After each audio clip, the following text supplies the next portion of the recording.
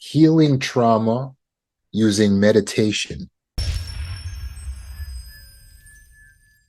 So in Lisa's situation, she experienced a psychological trauma. So for her, it was not one event that happened, but it was the entire relationship that she was in with her verbally and emotionally abusive spouse. And she was in this relationship for several years. Her partner would constantly belittle her and manipulate her, and it would erode at her self-esteem and her self-worth. And so the abuse took a severe toll on her mental health and her emotional well-being. And the psychological trauma that she went through left deep emotional scars. She struggled with anxiety, depression, and a profound sense of worthlessness. She's ashamed to say at times she even contemplated ending her own life. She felt isolated and disconnected from friends and family due to the emotional manipulation that she was enduring. Eventually, gratefully, Lisa found the strength to end this abusive relationship and get out. She sought help from a therapist who specialized in trauma recovery, and she began to process her experiences and learn how to rebuild her self-esteem and her sense of identity. Over time, Lisa's life began to change. She was able to build her own support network. She was able to rebuild her self-confidence, and she started to advocate for awareness about abusive relationships. She became a volunteer at a domestic violence shelter and started helping other survivors to find safety and healing. So Lisa's story illustrates how psychological trauma and abuse can be life-altering, but with the right specialist and the right healing program, with work on our part, we can heal from the effects of complex trauma. We can heal from complex trauma.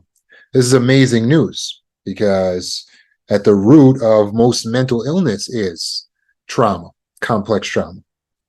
So how do we do it? What do we have to do if we want to be able to heal from trauma? Well, it can be helpful to have a good understanding of what trauma actually is, because in truth, even many who are in the industry of mental health, psychology, and even trauma don't fully understand how to explain what trauma is. There's misbeliefs going around like big T, little t, like there's big traumas and there's little traumas, but that is a myth. There is no proper categorization for what type of trauma a trauma would be for every person, because there's no such thing as universal trauma. Once again, there is no such thing as universal trauma. What is traumatizing to you was traumatizing to you because it was a violation against you, against your values. Doesn't mean it will be traumatizing to someone else. And what was traumatizing to them was a violation to them because of how they experienced it and how they perceived it.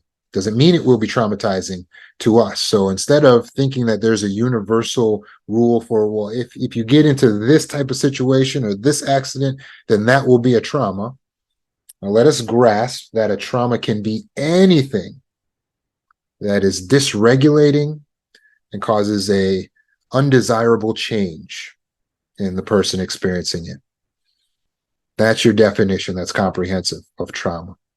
It can be anything that is distressing and causes an undesirable change in the person. So there's three components there.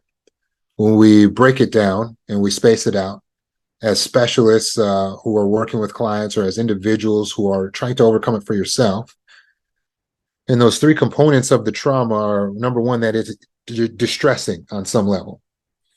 Number two, that it causes a change in the person. And number three, that change is undesirable. You see, if the event is not distressing, it can't qualify as a trauma. If it causes a change in a person, but the change is not an undesirable change, then again, it doesn't qualify as a trauma. It's not traumatizing. You think about lifting weights can cause a change in my body, right? But it's not an undesirable change. In fact, it's quite a desirable change. So therefore, we wouldn't consider the change that lifting weights creates to be trauma because it's not undesirable. So we have to have all three components. It has to be distressing, it has to cause a change, and the change has to be undesirable. So when we go in to heal the trauma, we need to heal those components to make sure that it's no longer a trauma or traumatizing to us.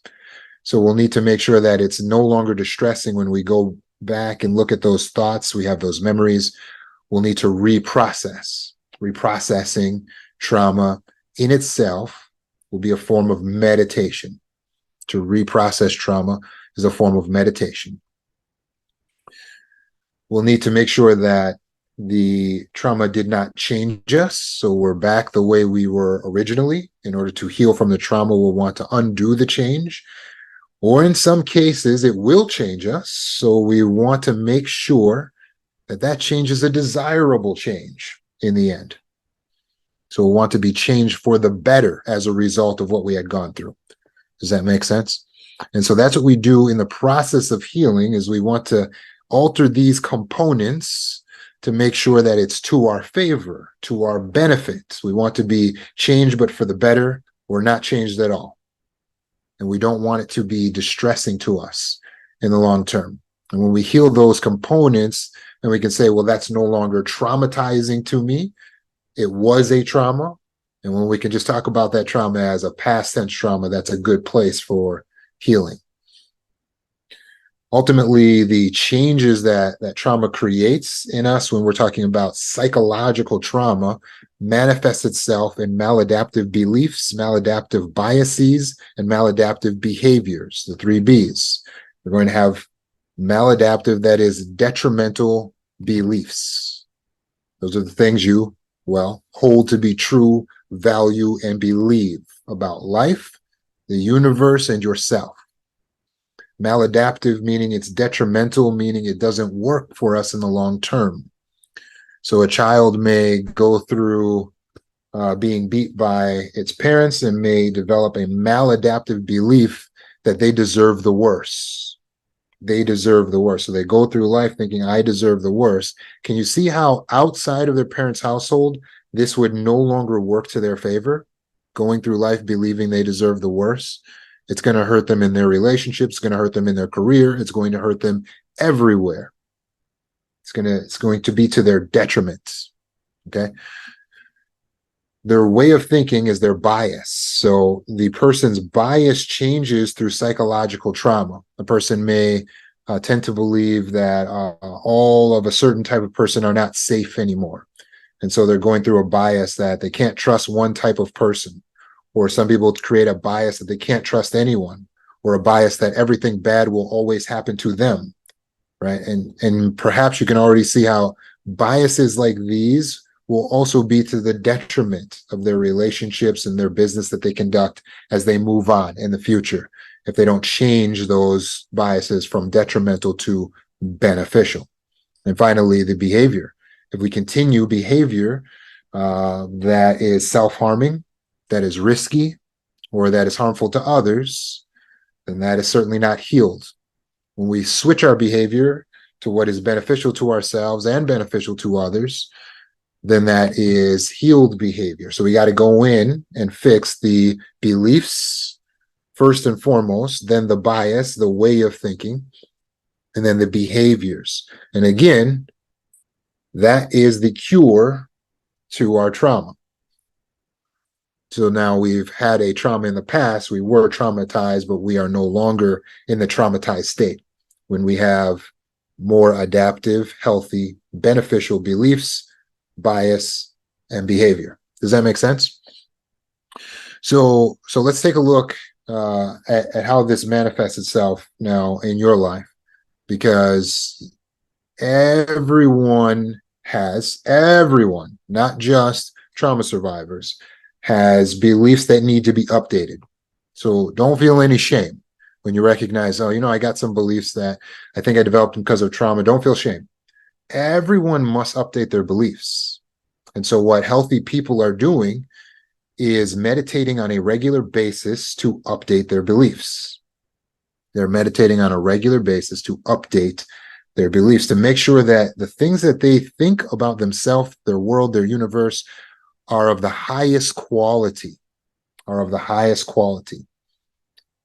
Okay, so when we look at the trauma responses, do you know what the 4 F's are of trauma responses? You know the 4 F's of the trauma responses? Fight, flight, freeze, and fawn. That's correct. Fight, flight, freeze, and fawn. So give yourself a gold star if you got that one right. Now, look at how it breaks down to creating maladaptive beliefs for us. So with the fight response, if you're abused or you're going through trauma, you may develop beliefs such as, I have to stand up for justice. That is a maladaptive belief. It is not your job in all cases to fight or stand up for justice in the world. The reality is that this world is full of injustice and you cannot solve all the injustice in the world. We may develop a way of being that is resistant, that is confrontational, that is highly disagreeable.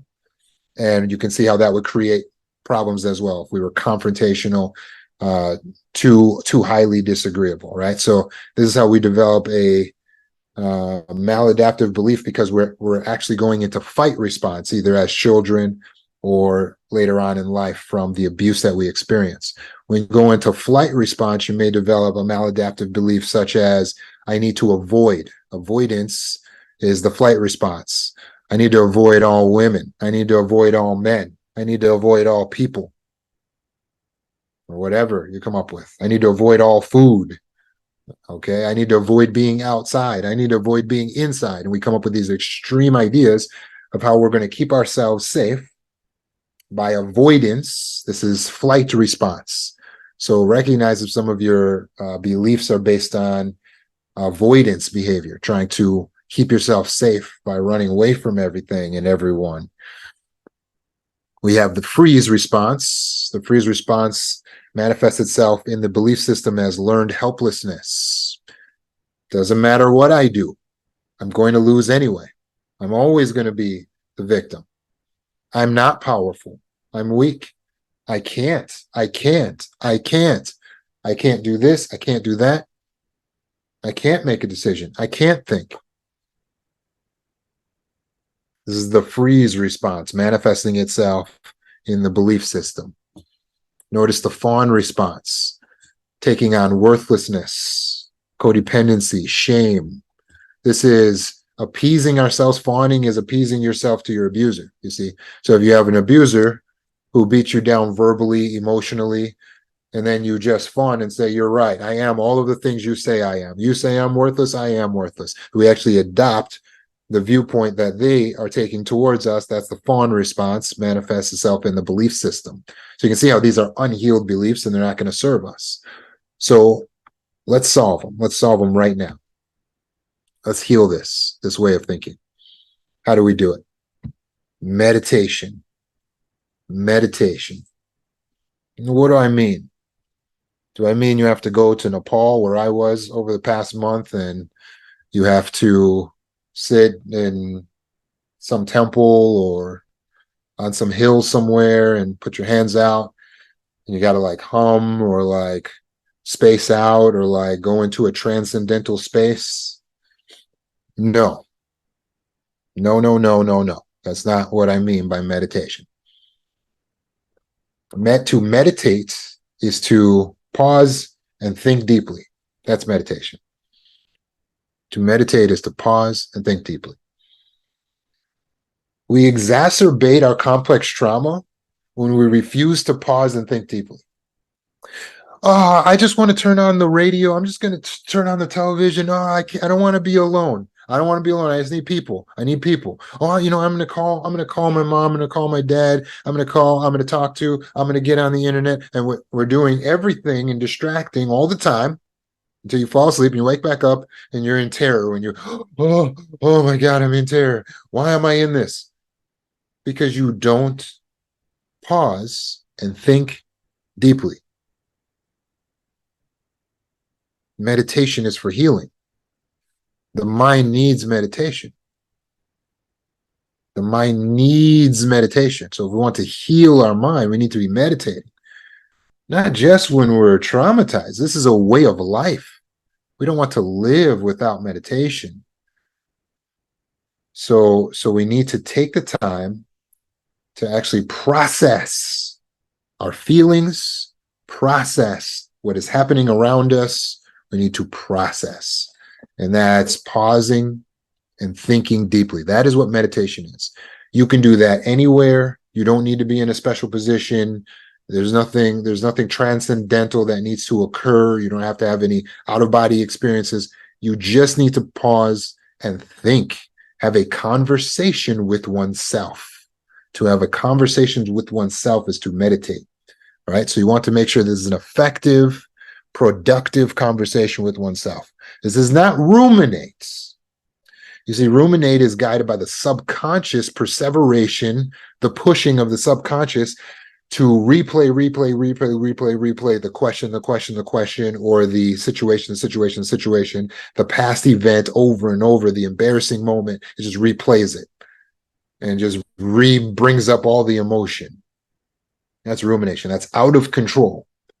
Meditation is different because meditation, we're guiding it with the conscious mind, the cerebral cortex. We're saying, I am going to purposely think of this, but I'm going to answer the question. I'm going to solve the problem. I'm not just going to think of the problem. I'm going to solve the problem. That is meditation. Okay.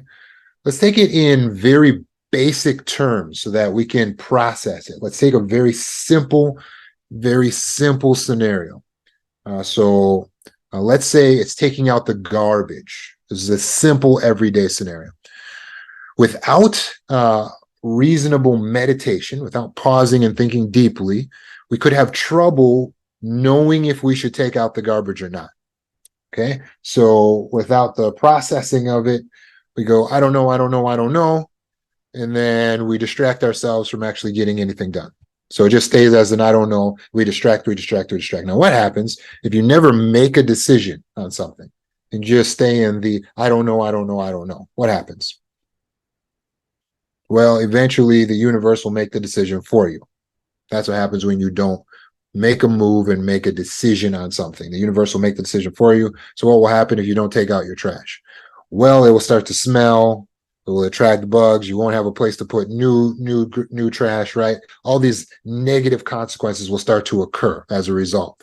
Now, what happens when we pause and we think about it? So now instead of I don't know, we go, okay, should I take out the trash? Now let me just pause. And we take that moment of meditation, that quiet. We ask ourselves the question, should I take out the garbage? And then you answer it in your cerebral cortex. Well, I think it would be best to take it out because it could lead to adverse consequences down the line. Okay, but if I take it out, now you're coming back and you're having this conversation with your conscious mind. So the subconscious, that's the body, the feelings. It says, well, if I take it out, it's going to be uncomfortable. It's cold outside. I don't want to do it. I'm going to be scared, right? And then answer back with your conscious mind. You answer back. Say, well, true, but that moment of discomfort is not going to be as detrimental as leaving that trash to sit there. And you go, okay, fine, I'll do it. Good. You made a decision. You're going to live with the consequences and you move forward. Okay. So what just happened there?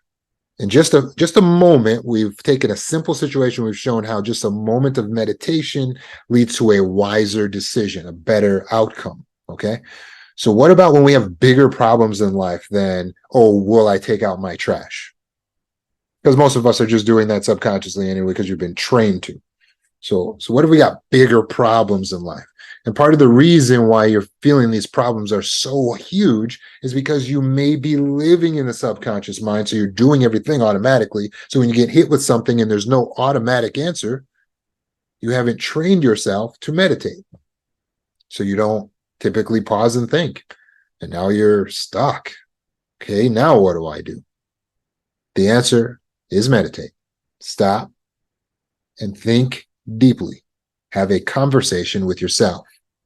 Allow your subconscious mind to come to the table with the emotions, with the feelings. And then you, the king or the queen of the self, the CEO, the conscious mind, make the final say, make the final call, advise, make the decision. Choose to live with the consequences. Answer any other questions that the subconscious mind comes up with. Now, how do we do this? It would break down to values and consequences. So when we talk about making decisions or changing our beliefs, decisions that we make come back to the beliefs anyway. Decisions that we're making come back to our beliefs because they're hinged on our values. So when you're trying to make a decision, do I go to this school, that school? Do I work here, work there? It's going to come back to your personal values. When you're not connected to the self, that's why it's difficult to make these hard decisions, because you don't know what your values are. And therefore you feel like you don't know who you are. But when you take the moment and you meditate, you sit on your bed, you sit on your couch, you sit in your car, you stand in a corner, you sit on the floor, you can lay on the ground, you can be in a park, it doesn't matter. You just pause and think. Then you can start to analyze and manifest to yourself what values you choose. By the way, choose is the key word for those of you who are still questioning. Well, how do I know what my values are? I don't know what I want. Your wants are a choice. That is the answer to your question. Your wants are a choice. We just need to choose. You have to actually choose what you want. It's up to you to decide, okay, I want this. That's your choice. You understand? So make the decision. Don't just ask the question. Answer the question and make the decision. So let's say you have a career choice that you got to make. You got to choose between two job offers. What do you do? Values and consequences. Analyze. What are my values here? Do I value more the job position I'm in, where I'm being treated like a lackey? Or do I value more the opportunity to expand and embrace the potential that could come? Now there's consequences to weigh out, because if I go out there, then that means there's a risk. So there's consequences either way. If I stay here, I don't grow. If I go out there, I could fall into poverty. There's a risk. Okay, good. So I've got my values, which is what's more important, and I've got the consequences. I choose based on the values, not emotionally. The emotions are good to consult. They're not good to follow. The emotions, you can consult them, you don't follow the emotions. So I may decide, you know what I really value more than anything? It's stability. So I'm going to stay where I am. Okay, good. That's what I value the most. It's not about everyone else. I value the stability. What's the consequence? I will not grow. Good. Now I must choose to accept the consequences and go with it. Okay, that's the consequences. Every situation becomes a darned if you do, darned if you don't. So don't say, oh no, if I do this, something bad's going to happen. That's all situations. There's always a negative side to everything. So don't focus on that negative side. Focus on the positive of your decision. So you have to accept the consequences, but focus on what you gain by having made that choice. Does that make sense? Now, what did we just do there? We meditated. That's what meditation is. You know what we didn't do? We didn't get on the phone and call mom and call dad and call everyone. What do you think I should do? Do you think They're not qualified to make this decision. You are the only human who is qualified to make your life decisions, because you're the only person who's privy to all the detail, all the nuance of the situation, all your personal feelings. You're qualified. These people are not qualified.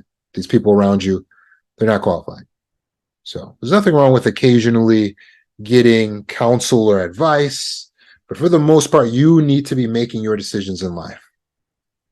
Relationship. Should I end this long-term relationship, or should I go all in on it and get married to this person? Should I end this or go all in and get married to the person? You got to analyze, what are your values? What's more important to you as a person? What are the consequences of this choice? Based on your values, you will choose. I'm going to be single, I think, or no, I'm going to go all in on this relationship. And then you will live with the consequences. Then I won't have a spouse, or then I will have an imperfect spouse. Go with the consequences. Focus on the values. Does that make sense? So it always comes down to this basic formula. But we have to analyze our beliefs and our values. Prioritization means put things in order of value. We need to put things in order of value. So look at some of the maladaptive beliefs that you may have developed that are holding you back. Believing that other people are smarter than you or more capable of making your life decisions. That's a maladaptive belief that will be holding you back. Believing that it's your responsibility to right the wrongs in the world and to fight for justice, like some sort of vigilante or superhero. That would be a maladaptive belief that is holding you back. Believing that one type of person is to be avoided or not to be trusted. There was the woman I responded to on TikTok. She said, all men don't know how to love, or no man knows how to love properly, or some huge generalization like that. Of course, heartbreaking to us men who love deeply. She said, men don't know how to love. So is that really going to keep us safe? It's a generalization. That's a cognitive distortion to think you can categorize one type of people and they're just all this. Okay, now I'm safe because I've generalized the whole situation. It doesn't keep us safe. It doesn't keep us safe. And ultimately, we're stunting our own growth by trying to think obtusely. We need to be able to analyze every situation and see the nuance. A little meditation would help us to realize, wow, I'm being extreme here and categorizing all people as being one way. I'm afraid. I'm acting out of fear. And this isn't accurate. What's accurate is that there are some who are trustworthy. There are some who are not. And I need to be careful. But that doesn't mean I need to avoid everyone. Does that make sense? So we got to get rid of the dichotomous thinking, the black and white thinking. Helplessness, the learned helplessness. Analyze. Is that true that I can't? Is that a good way of living my life? Is it beneficial to believe I am powerless, that I can't do anything? Or would it be more beneficial to focus on what I can do, what is possible?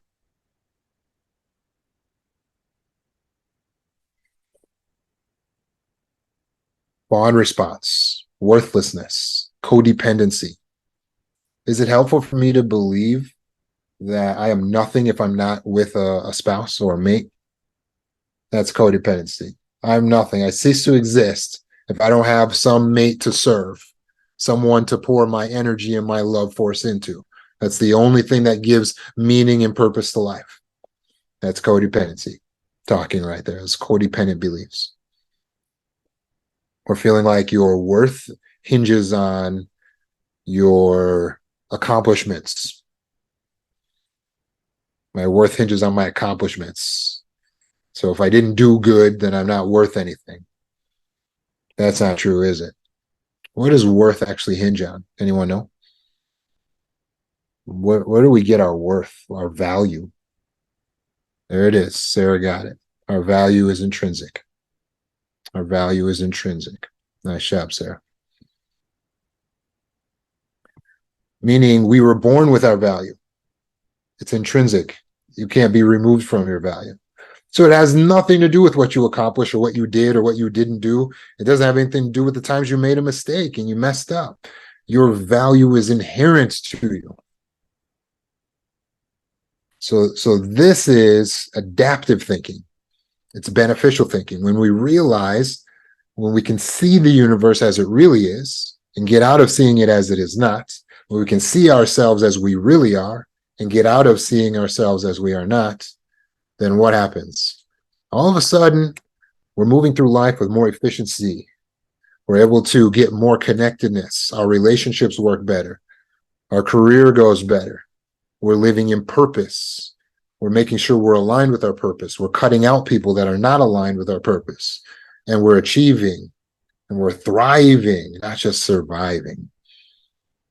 So let us be focused on doing just that. And to help you, I've actually released the meditation masterclass.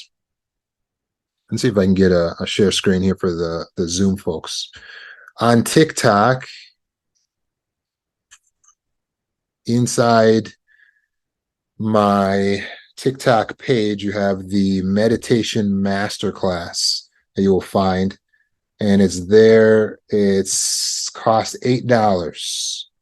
It has 12 impactful videos, and each of the videos is breaking down another type of meditation. So this is if you're in TikTok, you go to series. It's under series on my TikTok page. And each of the videos breaks down a different type of meditation that you can use towards your healing. Wisdom meditation. How do you use meditation to gain more wisdom? Do you want more wisdom? Trust me, it's like it's like gold. It's like being wealthy mentally. Emotional regulation meditation. How do we use our meditation to regulate our anxiety, to regulate our depression, to regulate our rumination?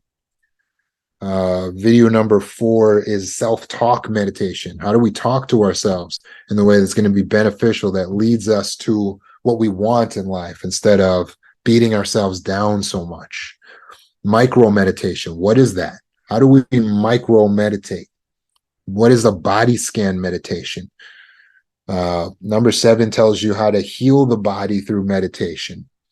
Number 8 tells you how to do a gratitude meditation. This is a secret to happiness, gratitude meditation. Number 9 shows you visualization meditation.